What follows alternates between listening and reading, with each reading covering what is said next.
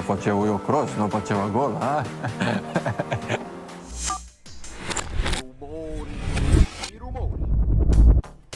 Ciao, io sono Valerio Fluido, la indossiamo, non dico per l'ultima volta perché magari ci sarà occasione, però questa qua proprio in particolare, col Vesuvio, la indossiamo per l'occasione. Questo non vuole essere un'analisi del film documentario, perché un'analisi poi la faremo con un nostro amico, faremo un'analisi proprio anche tecnica di come è stato realizzato. Questo è più un voler rivivere quel percorso insieme ancora una volta, sfruttando il film. Devo ringraziare le decine e decine di amici bellini che mi hanno contattato, hanno cercato di darmi una mano per farmelo vedere e lo abbiamo fatto, e io ringrazio uno ad uno chi si è adoperato per darmi questa possibilità. E per quelli che magari sono all'estero, che non hanno potuto ancora vederlo e aspetta, questo è un recap fatto di 123 screenshot o giù di lì, dove possiamo rivedere un pochino anche nei dettagli. Ci sono dei dettagli che ci erano sfuggiti l'anno scorso, cose che non potevamo sapere. C'è anche qualche errore messo qua e là all'interno del documentario, qualcosa magari è voluto, qualcosa è sfuggita, e magari qualche curiosità, qualche cosa che se uno magari l'ha guardato al cinema preso dall'emozione non ha potuto vedere. E se magari voi avete notato dei dettagli che sono sfuggiti a me, ne parliamo nei commenti. Sarò con te si apre con questa scritta: il 29 aprile 1990 il Napoli di Diego Armando Maradona vinceva il suo ultimo scudetto. Il 30 aprile 2023 l'intera città si prepara a celebrare una nuova vittoria dopo un'attesa lunga, 33 anni.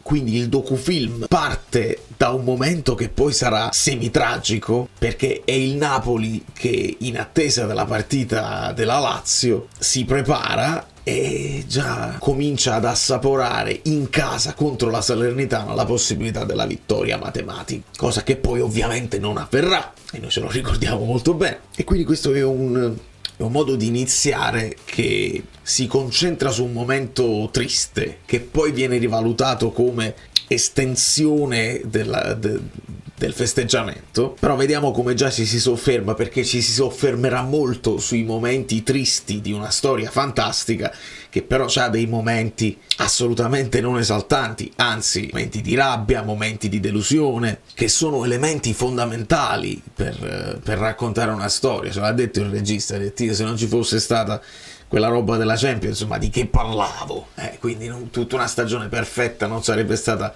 bella da raccontare dal suo punto di vista. E la prima immagine che ci fanno vedere è un'immagine classica di Napoli, no? Le maglie stese al sole, e abbiamo queste 6 maglie. E la prima curiosità è che dobbiamo individuare che tipo di maglie sono. La prima già è di difficile individuazione, perché è una maglia dove credo ci sia la 10 e la scritta Maradona, ma non è la maglia 21-22 e non è la maglia stile Argentina dedicata a Maradona del 20-21. Quindi questa potrebbe essere una maglia non ufficiale. Accanto la rossa del 2021-2022, terza maglia, altra maglia diciamo fan made, con immagini di Maradona, azzurra, insomma non è una maglia ufficiale.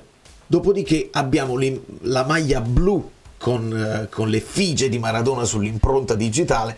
Anche questa credo che sia la versione, diciamo, fatta a mano e non quella originale, perché il logo sembra il famoso pallone azzurro invece della N del Napoli, che non si può usare.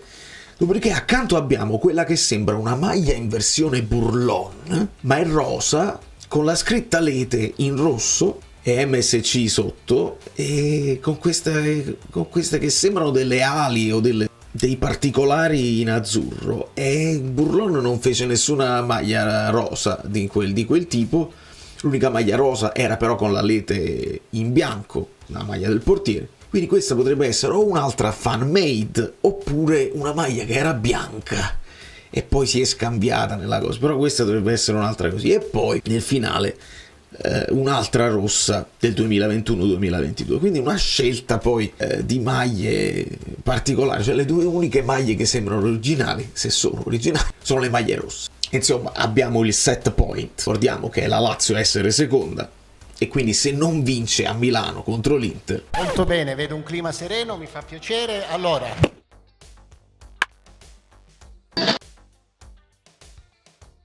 anticipo, perché poi si giocava alle 12:30, che a New York sono le 6:30 del mattino, e ricordo benissimo di essermi svegliato senza tante pretese, ma con la speranza di vedere la Lazio non vincere, e vediamo l'attesa dei tifosi intenti a guardare la partita di San Siro. Purtroppo in primo piano c'è un'altra maglietta che non è proprio per la quale, ma purtroppo la città è così, è abbastanza, tutto ciò è abbastanza autentico. Vediamo una prima inquadratura del presidente e sembra avere un braccialetto rosso, che potrebbero essere dei cornetti portafortuna. De Laurentiis ha sempre detto di credere nella scaramanzia, che poi dopo verrà assolutamente sdoganata in quell'annata, e in generale da tutta una città che mette da parte la scaramanzia e comincia a festeggiare prima del tempo. Poi si vede qualcuno che sta guardando la partita dal cellulare, ed è Kvara, e poi si ritorna sul presidente, ma come vedete è vestito in maniera diversa, quindi queste sono scelte ovviamente di opportunità e magari artistiche, perché magari il presidente in un'altra occasione aveva fatto un'espressione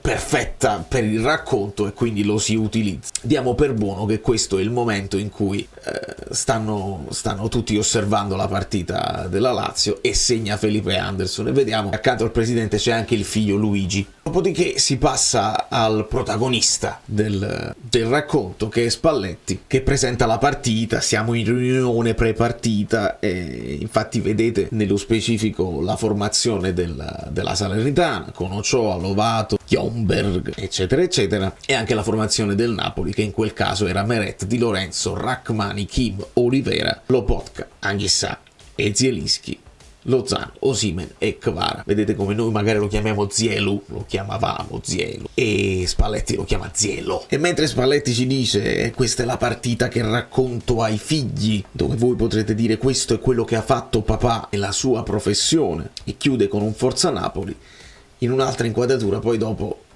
la formazione del Napoli è sparita, quindi ci deve essere stato qualcos'altro che è successo, ma non ce l'hanno fatta fare, oppure magari questo era un prima. Questa è una cosa di continuità che a me dà un po' fastidio in un documentario, perché avrei voluto vedere di più di tattica, cosa, invece si è puntato un po' sulle emozioni, e ci sta. Dopodiché avviene il pareggio dell'Inter, e infatti leggete, tra l'altro c'era Lukaku, e il pareggio lo effettua Lautaro, e quindi il Napoli e i napoletani sono in festa. Diamo un bacio di Starace sulla fascia di capitano di Di Lorenzo. E mentre l'Inter passerà poi in vantaggio e la chiuderà ancora con Lautaro sul 3-1, vediamo Spalletti accarezzare il piede sinistro dorato di Diego, e poi essere raggiunto immediatamente da Giuntoli, che come un'ombra lo seguiva dappertutto.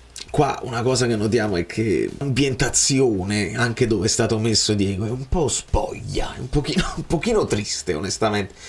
Non ti dà quella sensazione anche di un altare pagano bello, suggestivo, o che dia timore agli avversari, o che ti porti al rispetto? È tutto lasciato un pochino così, un po' spoglio, si poteva fare un pochino meglio. Dopodiché passiamo al titolo e ci trasferiamo in Toscana, perché come ci ha detto il regista, il protagonista della storia è Spalletti, che spiega il sarò con te, con tutte le sfumature di quello che vuol dire anche per i tifosi.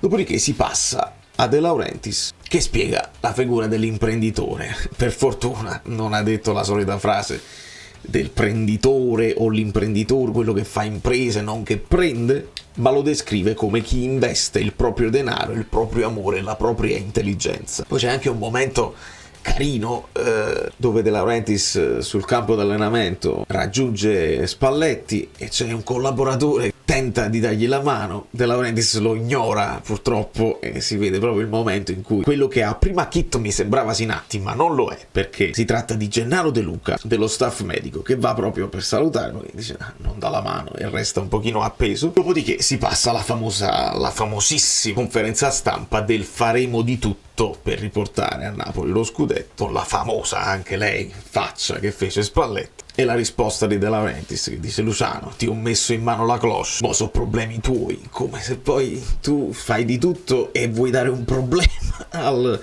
all'allenatore, ma insomma della dialettica ci sta. Dopodiché si arriva anche al momento della contestazione di Di Mauro, perché dobbiamo ricordare come ci arrivammo a quella stagione, con giocatori sul palchetto che sono un po' imbarazzati, un po' preoccupati, c'è uno Zerbini giovanissimo, un Petagna che sembra sorridere, e per spiegarci questa contestazione si cominciano a introdurre i personaggi che poi vengono intervistati nel documentario. Il primo è Condò, che non mi fa impazzire come si presenta, perché dice che il Napoli aveva questi bravi giocatori che li mantenevano in alto, ma che quasi come se lo facessero apposta impedivano di arrivare in altissimo. Stiamo prendendo la storia di Koulibaly, di Mertens, di Insigne, poi nella foto ci capitano Di Lorenzo e Maximovic, ma insomma di Fabian, si parla di tutti i giocatori che hanno fatto la storia del Napoli, e se siamo arrivati poi a tutto questo è anche merito del percorso di crescita che abbiamo fatto con questi giocatori. Quindi non mi piace tantissimo come Condò la butta giù, e cominciamo a vedere anche i nostri giocatori. C'è un Anghissà che dimostra i suoi dubbi, Zielinski che dice di comprendere i tifosi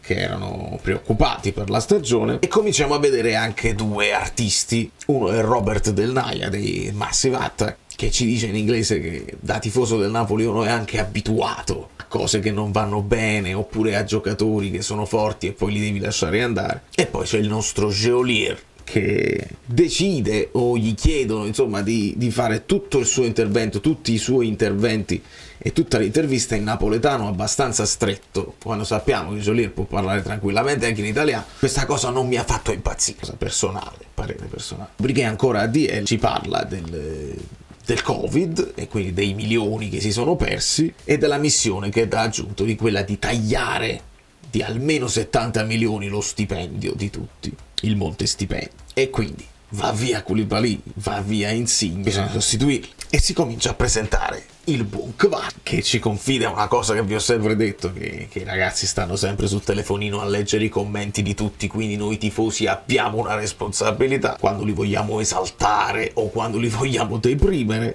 E quindi Kvara ha letto: ma chi è questo? Ma da dove lo hanno preso? Tutto il dubbio del tifoso napoletano che non aveva visto i video miei, perché io ve l'avevo detto subito che Kvara era un fenomeno. Come per Kvara idem Kim, che però entra subito in sintonia con Spalletti e capisce che diventerà il suo soldato. E poi la voce narrante mia preferita di tutto questo film, che è Silvio Orlando, che è straordinario perché incarna tutta la napoletanità, incarna una cultura che viene da lontano, eppure avendo il suono del napoletano non mi risulta mai volgare. Perfetto. E anche lui ci dice che insomma tutto l'ambiente aveva dei dubbi, era complicato trovare fiducia nel nuovo corso. Dopodiché io qua non lo so se è un problema chi ha fatto questi sottotitoli, se li ha fatti stesso il Napoli, che poi li dà a chi deve produrre su Netflix.it oppure sui siti che poi così, non lo so. Però quella voce in questo caso è di Giuntoli e qua scrivono Spalletti.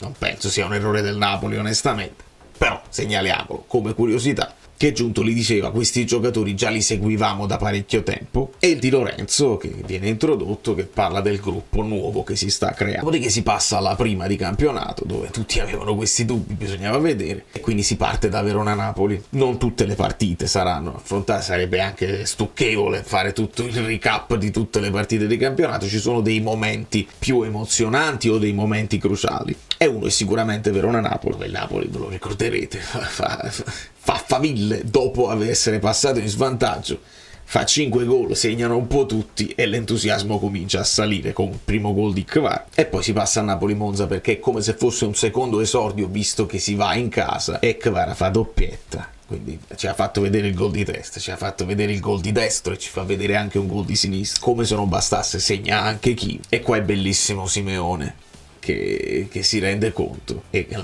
parla proprio della partita contro il Monza seduto accanto a Raspadori. Dice: ma li vedi questi quanto sono forti tra Osimhen, Kvara e gli altri, e noi quando giochiamo? Dopodiché si passa a un momento cruciale della stagione, nel momento in cui Spalletti decide di abitare a Castelvolturno, proprio di tagliare qualsiasi tipo di contatto con l'ambiente esterno e concentrarsi solo sul lavoro. E ci fanno vedere questo famoso stanzino che Spalletti arreda alla meglio, anche un po' insomma disordinato, non so se per scelta sua, ma veramente non molto vivibile l'ambiente, e vediamo tantissime maglie di Maradona, completamente Luciano Spalletti completamente circondato dalla figura di Diego, se ne è nutrito, l'ha sfruttato, l'ha utilizzato per dare forza, per creare ancora più magia, per dare un contrasto e un confronto con quello che era il passato e quello che si poteva rifare in questa generazione. E vediamo varie maglie di Maradona, tra cui questa Hublot o Hublot, che sono andato a ricercare per capire di che maglia si trattasse, di che squadra, perché questa maglia nera che ho scritto così, e scopro che Hublot, io non lo sapevo, magari voi nei commenti lo sapevate, è una marca di orologi che in più occasioni è stata sponsor di eventi sportivi, ha sempre avuto testimonial di grande livello, tra cui anche Mourinho, lo stesso Pelé. E infatti c'è una foto di Maradona con Pelé in un evento, e pensavo si trattasse del 2018, dei mondiali, del periodo dei mondiali di Russia, ma l'evento di questa maglia, guardando lo stile della maglia, è un evento del 2016, dove per l'appunto Maradona condivide il palco con Pelé. Quindi mentre ci fanno vedere questo stanzino si vedono dettagli tra varie caricature di Spalletti e altre cose sue, probabilmente anche familiari, santini. Vediamo la presenza di Maradona ovunque, accanto a rosari e croci di ogni genere, sappiamo, Spalletti molto religioso. E qui le confessioni dei calciatori che scoprono che Spalletti aveva deciso di accasarsi al centro sportivo. Sorpresissimi, Elmas, Juan Jesus, Giuseppe Santoro, il team manager, chiamato poi a comprare un divanetto per una sistemazione notturna per il mister. Poi vediamo altri dettagli di questo sgabuzzino, vediamo il santino di Maradona sulla stampante, una serie di nomi di collaboratori e di tecnici di vari settori che dopo una mia veloce ricerca mi risultano senza conoscenze proprio del mister, perché sono quasi tutti toscani. Poi notiamo la scaramanzia, un bel ferro di cavallo, e il numero di Cristian Bucchi. Questa la lascio lì così, poi non so a cosa servire. Vediamo anche un foglio A4 stampato, penso ci sia username e password per il wifi, non lo so. Viene finalmente introdotto anche Osimhen nel documentario, dove ribadisce la sorpresa, lo shock nello scoprire Spalletti aveva deciso di dormire lì. Benvenuta a Verolandia nel frattempo, perché non posso ignorare che ci sono nuovi iscritti. E Osimhen ci fa sapere che apprezza la scelta. Poi c'è una carrellata di partite che porta il Napoli a fare le 11 vittorie consecutive, tra cui una partita che avevo dimenticato, che è una partita non facile, che poi alla fine c'è anche lo zampino del tanto odiato Juan Jesus. Napoli-Bologna finisce 3-2 col gol di Juan Jesus. Ma lasciamo perdere questo per ricordarvi quanto tutti stavano overperformando in quell'annata, dove veramente ognuno, dove mettevi lo zampino, funzionava bene. Il gol di Raspadori in extremis, che poi si ripete con la Juventus, quel gol importantissimo. Lo stesso Olivera che fa il gol potenzialmente scudetto dopo un'annata a metà tra lui e Mario Rui. Elmas decisivo, Zielinski che comunque segnava, faceva gli assist, legava tutto, anche sa. L'overperformatura generale di tutta una squadra. Dopodiché si passa in Turchia per quello che doveva essere un mini ritiro da effettuare durante la pausa dovuta ai mondiali, la famosa pausa dove adesso il Napoli ricomincia un altro campionato, il Napoli cade e tutti aspettano che il Napoli cada. Segnaliamo un Kvara in palestra con il numero 27. Le maglie d'allenamento, i giocatori molto spesso si divertono a prendere numeri che non sono i loro. In quest'anno Kvara conferma il 77 ma porta il 7 in allenamento, che è il suo numero preferito. Lo sapete, no? Lo sapete. Lasciate il like. E Pierluigi Pardo ci dice peccato la pausa, peccato per il Napoli, perché interrompe una scia positiva, una striscia di vittorie che poi quando si fermano non sai come ricomincia. Vince l'Argentina, il Napoli è in festa, come se avesse vinto il Napoli. Il legame con l'Argentina è indissolubile. E queste sono immagini da Piazza Dante, e si rimarca nelle riunioni pre-partita, si rimarca questa voglia di vincere. Guardate i napoletani come festeggiano anche la vittoria dell'Argentina, che fondamentalmente non gli compete. Pensate quanto è importante per loro vincere, pensate quanto importanti diventate voi se riuscite a portare questo sogno ai napoletani. Per cui oggi c'è da vincere la partita in tutte le maniere, ma non è così, perché incontriamo l'Inter e segna Dzeko e in telecronaca si sente un'esultanza da parte del telecronista, proprio un urlo incredibile, proprio tifoso dell'Inter. La caduta degli dei finisce qui. Uè, calma, ha vinto l'Inter, molto bene, ma niente succede. Però secondo me c'era la speranza nel resto dell'Italia che ci fermassimo, ma questo è un commento a margine. Dopodiché arriva anche Fabio Cannavaro e ci parla della Juve come la squadra più odiata, non ci spiega neanche il perché, ma è lei la squadra più odiata da parte nostra. Il commentario salta a pie pari una partita che secondo me fu fondamentale, perché il Napoli dopo la sconfitta con l'Inter si riprende immediatamente con la Sampdoria in trasferta 0-2, Osimhen, Elmas, e non fu una partita banale, perché è lì che dovevi avere paura di non riprenderti. Tu poi vai direttamente alla Juventus e vabbè, perché forse il tempo stringe. Ma quella partita con la Samp, mica male. E Spalletti ci ricorda un pochino una cosa che probabilmente viene sottovalutata, la differenza tra le due filosofie. Laddove nella Juve vincere non è importante, ma è l'unica cosa che conta, noi a Napoli è tutto un po' più anima e cora. Poi se vinciamo, ma vinciamo con la bellezza, vinciamo così. Noi vincere così striminziti non è proprio nelle nostre corde, sarebbe una novità assoluta, vediamo se si può fare. E poi arriva anche Mario Rui.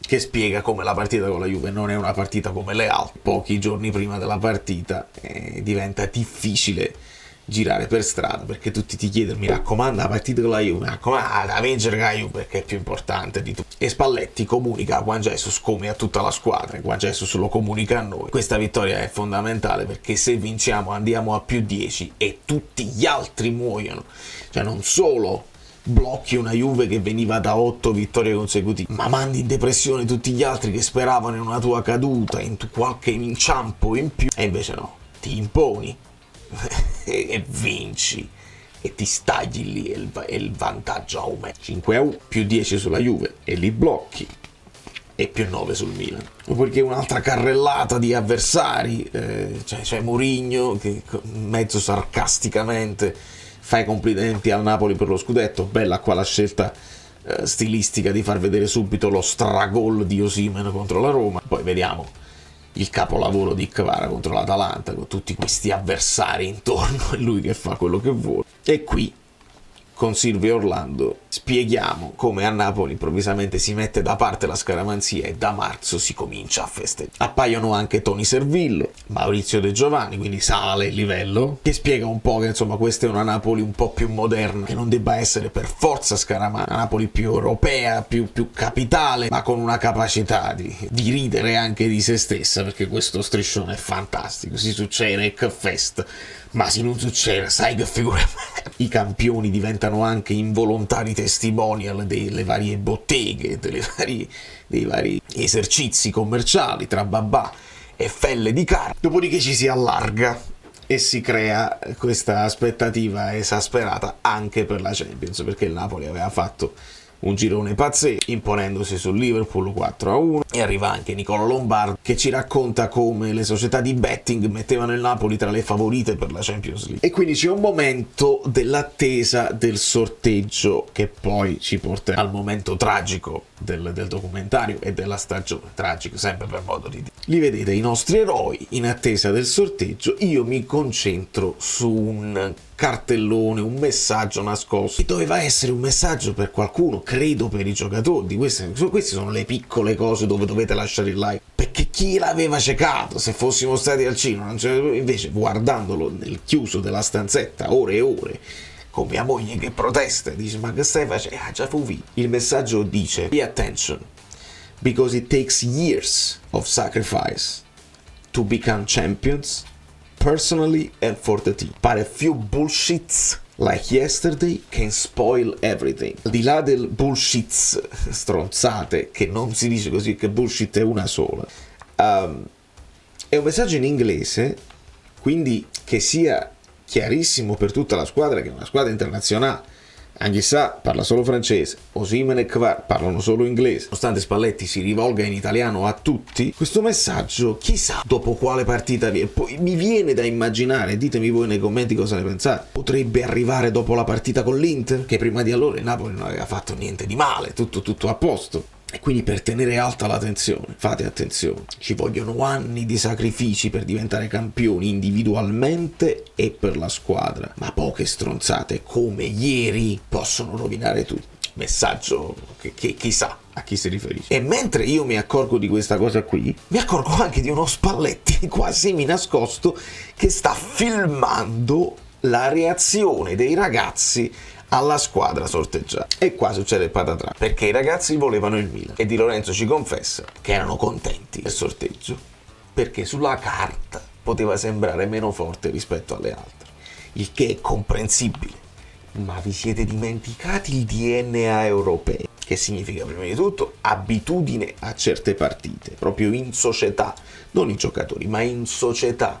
Prepari la partita, ci arrivi alla partita con un'abitudine diversa. E poi il DNA europeo significa pure che espulsione di Anghissà, l'ammonizione di Kim, il fallo di Leao che non è dato, eccetera. Di Lorenzo festeggia Juan Jesus, tutti che ridono, sorridono ed esultano. Lo stesso Spalletti sembra sorridente, ma dice no, io sto ridendo per i ragazzi, non per il sorteggio. Anghissà non mi piaceva l'idea di giocare contro il Milan 3 volte di fila, avevo un presentimento. Un altro problema è che in quel momento Osimhen deve andare in nazionale, e quando Osimhen va in nazionale il problema, una paura c'è sempre che ti ritorna, chissà come ti ritorna. Un Osimhen comunque fiducioso nei suoi mezzi, si vede proprio che il ragazzo non soffre tensioni, va a 1000 lui, va a 1000 verso l'obiettivo, poi ci riesce o non ci riesce, ma non soffre la partita. E in sede di presentazione della partita Spalletti ci parla di Leao, si parla delle possibilità che quando scappa succedano dei problemi, e di fare il fallo che nei sottotitoli, che forse saranno autogenerati, non lo so, viene chiamato pallettino, ma in realtà intende fallettino da fare. Bisogna fare qualche volta il mezzo fallettino, così ci rimettiamo a posto. È proprio la lezione che il Napoli non impara in 3 partite. E infatti Leao ci fa malissimo. Spalletti dice addirittura forse l'ho preparata male io, involontariamente, forse abbiamo pensato direttamente alla partita di Champions, quindi dando meno importanza, visto anche il vantaggio che avevamo, alla partita di campionato che era la prima. E ricordate benissimo il litigio nel tunnel dello spogliatoio con Maldini, che poi coinvolge anche un po' Leao che si mette in mezzo. E io qua non posso fare a meno di notare Edo De Laurentiis con una faccia spaventatissima dalla figura di Maldini, e lo stesso Giuntoli che osserva, sta lì vicino all'azione, ma nessuno interviene a difesa di Spalletti. Quindi sì, l'accoppiata Giuntoli-Spalletti sì, ma Spalletti era solo, assolutamente solo in questa avventura. E fateci caso, adesso col senno di poi è facile, un Giuntoli probabilmente a rivista, probabilmente con già la decisione di andare da qualche altra parte, con l'idea della Juve, ma chissà dove altro, non si mette contro un Maldini. Poi in separata sede ne parlo. Questa scena dimostra la solitudine del protagonista. Poi c'è un discorso stranissimo di Spalletti, che forse viene anche interrotto da qualcuno mentre sta parlando, e dice ci guardiamo allo specchio.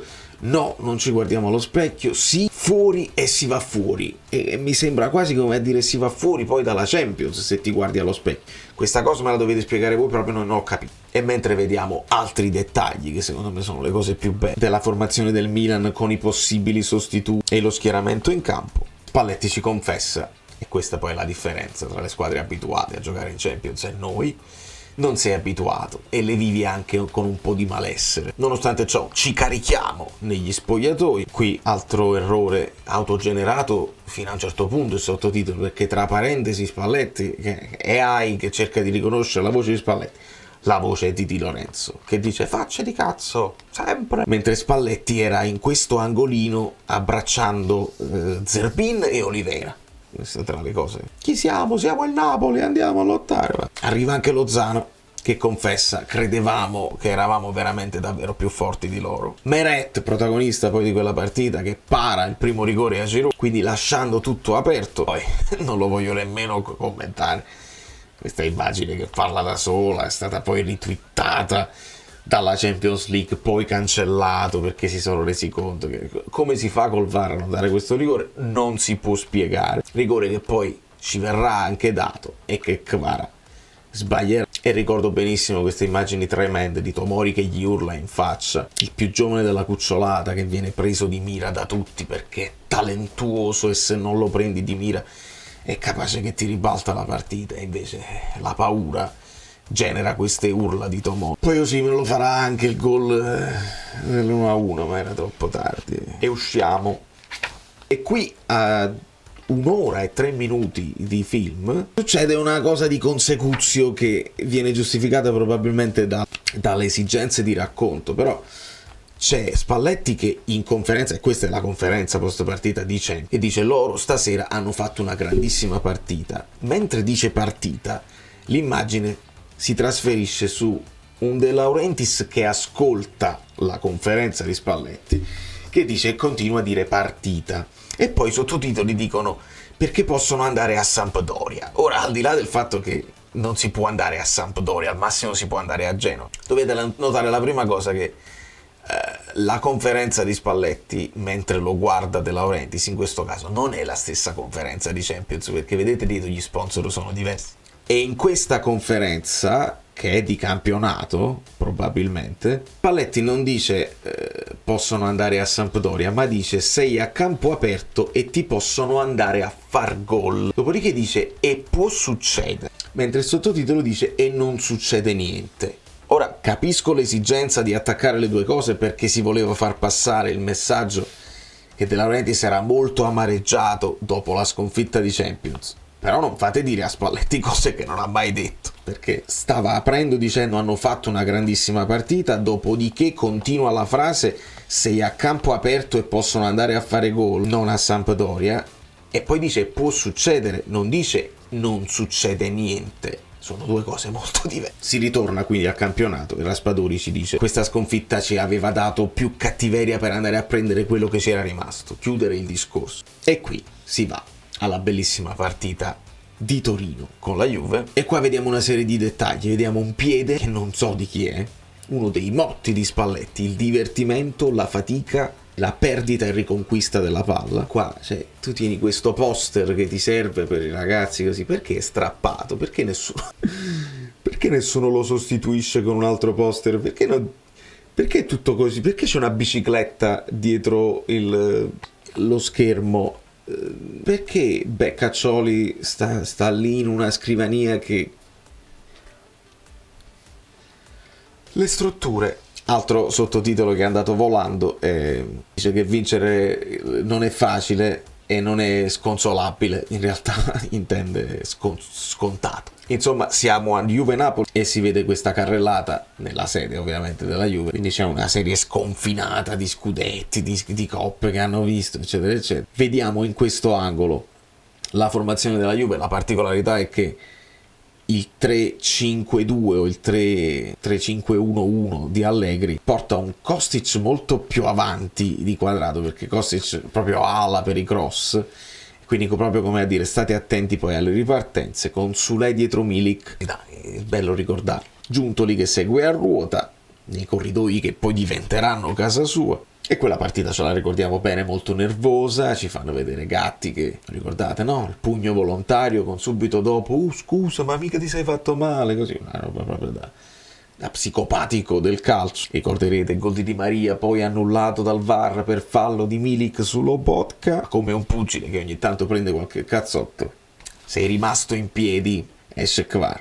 Perché Kvar non deve mai uscire, Garcia! Esce Kvar, entra Raspadori. Elmas, te quel cross, e si atteggia pure, dice ma il cross è più importante del gol, e sappiamo tutti come va a finire. La capolista se ne va, è bellissima l'immagine di Starace che se ne va, ed ecco che il documentario ritorna al 30 aprile con Elmas intento, Elmas mamma mia che uomo spogliatoio sottovalutatissimo, intento a seguire la partita Inter-Lazio, che annuncia ai compagni che l'Inter ha segnato, che significa per il Napoli la possibilità di vincere al San Paolo Maradona contro la Salernitana.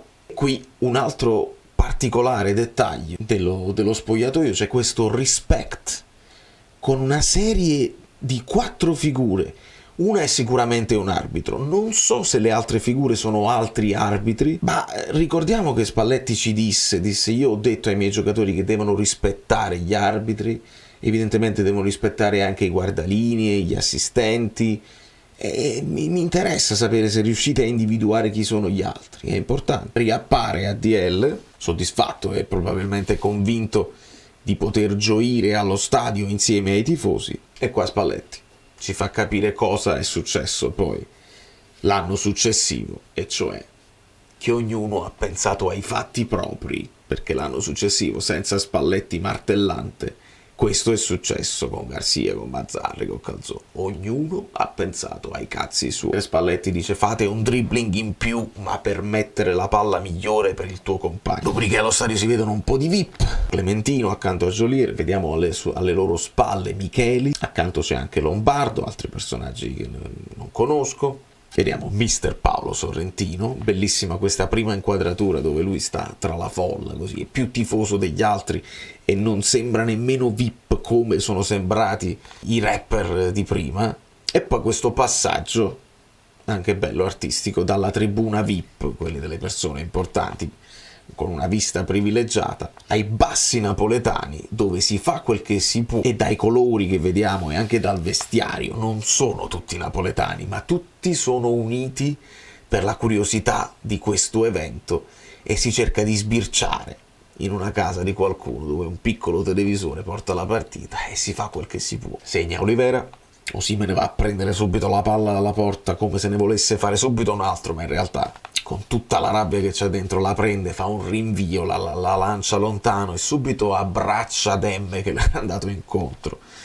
Che Demme, poverino, almeno un'inquadratura l'ha avuta. E ovviamente il gol di Dia, e ci si concentra su tutto il senso di colpa di Osimhen, che si sente responsabile di non aver fatto fallo, di essersi fatto fare tunnel da Dia, che farà un gol pazzesco, che rovinerà la festa. E c'è anche un'immagine di Osi in ginocchio sul campo con il vicepresidente alle sue spalle, che pare che ho fatta non ne ho suoi, insomma. Magari là ti accorgi del ragazzo, no? Ci vai vicino, lo consoli, no? Ed ecco che si arriva al 4 maggio, il giorno di Udinese e Napoli, ed è lì che appare la Diletta, che è veramente mezza inquadratura, sembrava che doveva stare per tutti i documentari, ma l'hanno usata per i trailer. E vediamo uno Spalletti sempre più concentrato, sempre anche più duro, perché voleva vincere, non ce la fa più, deve vincere, deve chiudere questa pratica. E ricorda a tutti: chi va dentro e non passa la palla poi in fondo ragiona con me. Vincere per i tifosi, vincere per questa gente che vi sta guardando non solo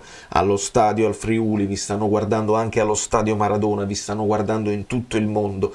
Anche le squadre avversarie sono contente che voi vincete per i tifosi. E poi sta Race che dice: dai ragazzi, bisogna vincere per voi, non per i tifosi, per voi. Udinese passa addirittura in vantaggio, ma poi Osimhen fa il suo dovere. Quel calcio d'angolo pure l'aveva battuto Elmas, lo dico così. Osimhen, qualunque cosa accada, quasi come già sapere il futuro lontano da Napoli, è una cosa che non dimenticherò mai. E qua mi rendo conto che tra i vari giocatori che poi sono intervenuti in telecamera, non ho visto Lobotka praticamente mai, cioè l'ho visto negli allenamenti, nelle cose, ma non l'ho sentito parlare. Manca completamente Politano finora, poi arriverà. Rachmani neanche l'ombra. Pochissimo Meret, giusto quella parata in Champions dove viene intervistato. Non c'è Ostigard, proprio zero. Pochissimo anche Mario Rui, senza parlare di quelli che insomma ancora meno, cioè Gaetano, Ndombele, Beresischi. Perché Beresischi non è stato intervistato? Ma insomma, quelli là che vi ho detto sono stati comunque protagonisti e sono veramente poco presenti. Da Napoli al mondo, una piccola parentesi: Londra, il ristorante dove ci sarà il Club Napoli, un po' di esultanza. New York, il ristorante dove c'è il Club Napoli, parecchia esultanza, molta più gente, che si estende anche all'esterno. Però qui secondo me si poteva fare molto di più. È giusto Londra, New York, però ci sono state altre città dove si è festeggiato, nel Sud America, in altre città d'Italia dove era bello vederlo. È stato veramente proprio Londra, New York, Napoli. Un altro esempio, quando entra Di Lorenzo nello spogliatoio e dice: mister, ma stai preparando la partita con la Fiorentina? Cioè, rilassati, abbiamo abbiamo vinto, e Spalletti dice tutti i meriti che c'hai al suo capitano, mentre i sottotitoli dicono ti meriti tutto ciò, che non è proprio, nel senso, beh, simile, ma non è proprio quello che ha. Si vede uno Spalletti che è comunque una persona, un carattere difficile fino in fondo, ci fa sapere che anche la vittoria non se la gode fino in fondo, perché poi deve tornare a lavorare, già pensa alla prossima partita, alla prossima avventura, non riesce a fermarsi a godersi la vittoria. Tant'è vero che gli chiedono di andare fuori di nuovo a festeggiare. Dice, ma ci sono già stato, ma mister, ma abbiamo vinto, ma sono stato lì fino ad ora. Però mentre è duro e risponde anche piccatamente, poi dopo il sorriso viene automatico, perché lo coinvolgono e si è creata un dare e avere di informazioni e sentimenti con il toscano, con l'ambiente napoletano e tutto il misto delle varie culture, che proprio funzionava proprio bene. Fuochi d'artificio, festeggiamenti, bandiere, si torna ai Massive Attack, si torna a Silvio Orlando, ci parla insomma di questo, della Napoli città dove la natura è più forte che altrove, anche per questo magma che scorre sotto ai nostri piedi. È bellissimo come racconta la nostra realtà Silvio Orlando, è straordinario. E qui la parentesi che a quanto pare era inevitabile, che io non adoro, è come la famosa canzoncina sul Vesuvio, dove però il napoletano la fa sua per liberarsi della